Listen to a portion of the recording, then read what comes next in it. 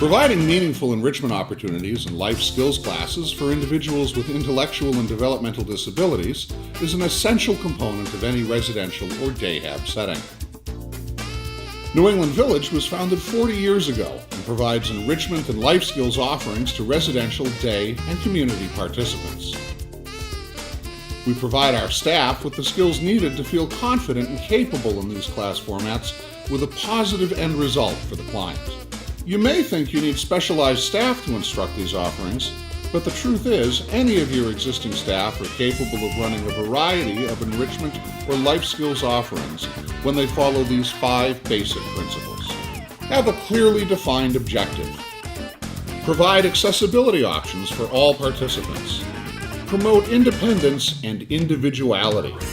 Remember, it is the process, not the product. And finally, practice what we call positive support techniques, a thoughtful method of positive support with the best possible outcome in mind for the client. Enrichment offerings can be as simple as art, music, games nights, theatrical productions, social events, or dances, just to name a few.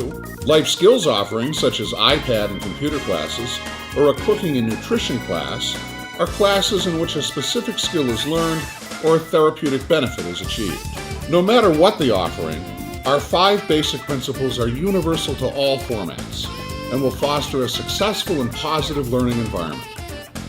Let's break them down one by one. My name is Ginger Camo. I'm the Residential and Community Enrichment Manager at New England Village.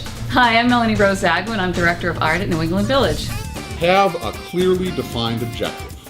Having a clearly defined objective is so important as an instructor because you need to constantly be asking yourself, what is the benefit or the therapeutic value of the activity? The task within the activity should support the set of goals or skills you wish to achieve.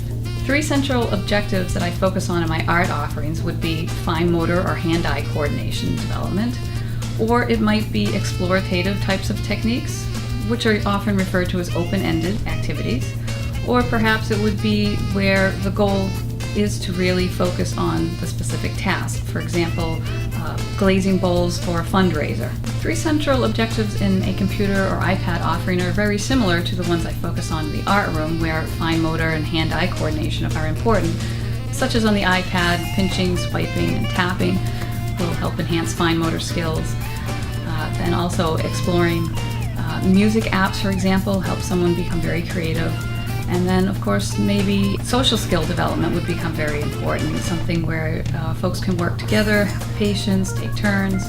That would be really helpful. Provide accessibility options for all participants.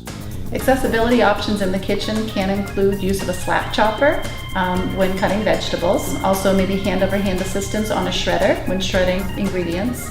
We also make sure that our recipes are printed in a font that's easily read. We can actually enlarge the font for anybody with a visual impairment. Accessibility is so important because everybody has the opportunity to contribute. It's the responsibility of the staff and the instructor to ensure that that happens. Particularly when you're thinking about sight-impaired individuals, sensory activities may be more of an option than 2-dimensional types of offerings such as painting. Scented markers are another good way of including sight-impaired folks because the scent can help them identify the colors. Promote independence and individuality. Promoting independence and individuality in the art room is so important because that's the basis of creativity, is expressing yourself. You want to continually ask who's driving the paintbrush. It's so important for the participant to be the one really dictating the course of the creativity. Promoting independence and individuality allows for the participants to direct their own learning and to build on their own strengths. In a music or drum circle offering, staff should always be mindful that there is no right or wrong way to make a musical sound. The rhythm that's followed is completely up to the individuals, and we allow for their freedom of musical expression. Remember, it's the process, not the product. In the computer lab, the philosophy of process, not product, comes into play when you think about somebody who's playing, let's say, a matching game on the iPad.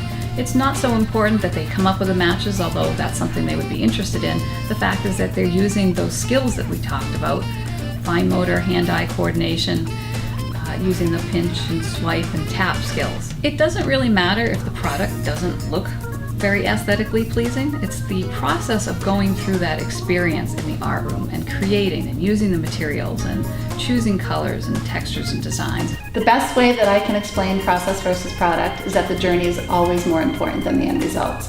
Mistakes are an integral part of the learning process, and we should celebrate them. Helpful reminders for staff in the kitchen is just to remember that it doesn't have to be perfect. It's okay to have flour outside the bowl. Putting mixture into the muffin tins, fine if it's on the side. It's not the big deal. The objective was met once we followed simple directions and created our end results. Practice positive support techniques.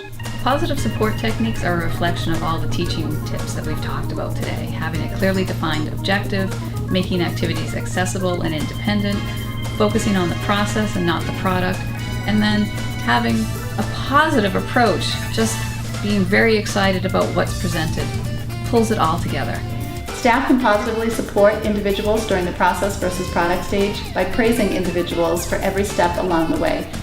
With these 5 proven universal teaching principles, it's our hope your agency will utilize in-house staff to create new programming or strengthen your current enrichment and life skills offerings to provide meaningful opportunities with the best possible outcome for the client.